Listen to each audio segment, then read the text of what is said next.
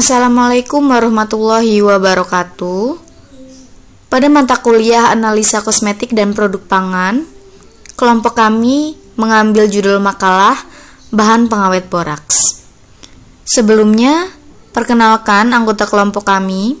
Yang pertama Yeni Puspitasari, yang kedua Lutfi Wardah, dan yang ketiga Devi Oktavianti. Yang melatar belakangi kami mengambil judul makalah Bahan Pengawet Boraks ialah Codex Committee and Food Additives and Contaminants atau CCFAC mengatakan bahwa permasalahan pangan di Indonesia sangat kompleks, mulai dari masalah penggunaan bahan tambahan pangan atau BTP yang kini tidak memperhatikan kesehatan konsumen, pengolahan makanan yang kurang sehat, hingga masalah kehalalan bahan pangan. Banyak produsen yang masih keliru dalam menggunakan bahan tambahan pangan dikarenakan beragam alasan. Mulai dari alasan ketidaktahuan, kesalahan dalam memahami fungsi dari bahan tambahan pangan. Kekeliruan dalam penggunaan bahan tambahan pangan diantaranya penggunaan bahan pewarna tekstil dalam pangan, penggunaan boraks dan formalin, penggunaan pengawet lainnya yang tidak memenuhi standar keamanan pangan.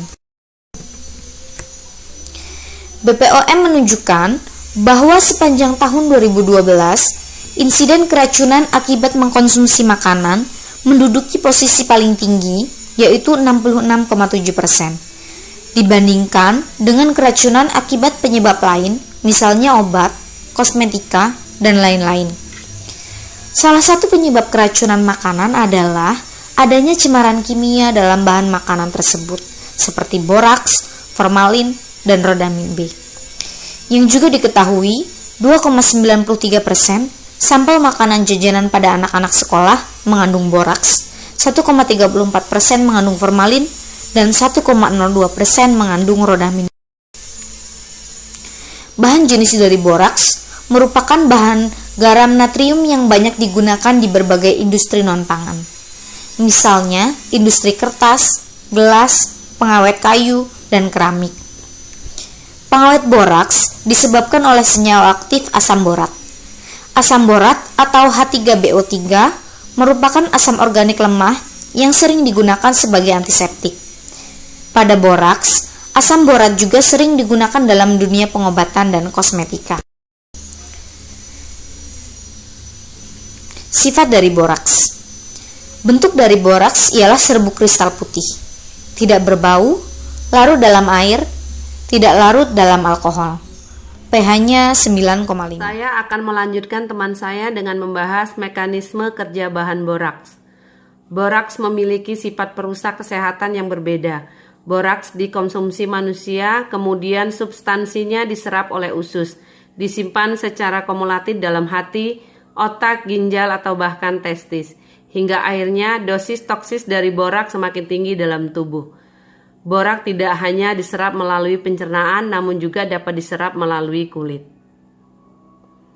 Borak yang terserap dalam jumlah kecil akan dikeluarkan melalui air kemih, tinja, dan keringat. Daya toksitasnya adalah LD50 akut 4,5 sampai dengan 4,98 gram per kilo berat badan. Dalam dosis tinggi, borak di dalam tubuh manusia bisa menyebabkan pusing-pusing, muntah, mencret, kram perut, dan lain-lain. Toksisitas borak. Toksisitas borak dan sejenisnya merupakan pestisida turunan elemen boron. Borak dan zat-zat kimia yang berhubungan dapat menyebabkan keracunan. Borak berperan sebagai racun perut dan juga sebagai zat abrasif dengan merusak hati dan ginjal dalam tubuh. Tujuan penggunaan bahan. Borak pada dasarnya merupakan bahan untuk pembuat solder, bahan pembersih, pengawet kayu, pengontrol kecoa, bahan pembuatan kaca, antiseptik, dan bahan lainnya. Asam borat juga sering digunakan dalam dunia pengobatan dan kosmetika. Misalnya, larutan asam borat dalam air 3% digunakan sebagai obat cuci mata dan dikenal sebagai bore water.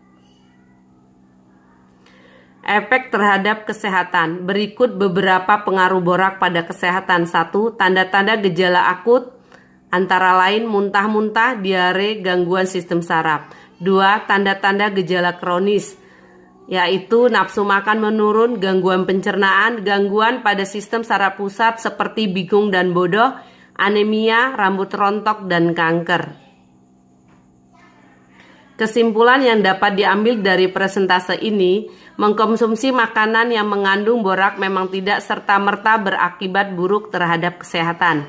Tetapi borak yang sedikit ini akan diserap dalam tubuh secara kumulatif. Selain melalui saluran pencernaan, borak juga bisa diserap melalui kulit. Borak yang terserap dalam tubuh ini akan disimpan secara kumulatif di dalam hati, otak, dan testis. Saran yang dapat diberikan, ikuti petunjuk label bila menggunakan asam borat sebagai herbisida atau insektisida. Demikianlah presentase dari kelompok kami. Terima kasih.